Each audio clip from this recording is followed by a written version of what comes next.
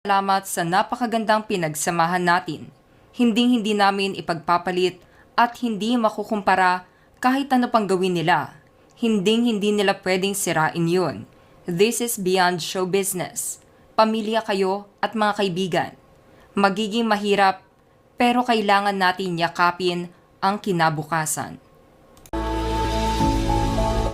Ito na nga ang inilabas na official statement ni Daniel Padilla at opisyal nang nagpaalam sa tambalan nila ni Catherine Bernardo na Kathniel.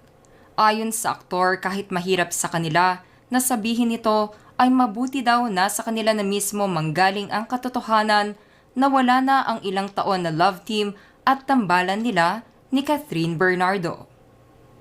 11 years, KD, pag-ibig, Catherine. Sa mundo, buhay at sa limitadong oras na tayo ay nandito, isang malaking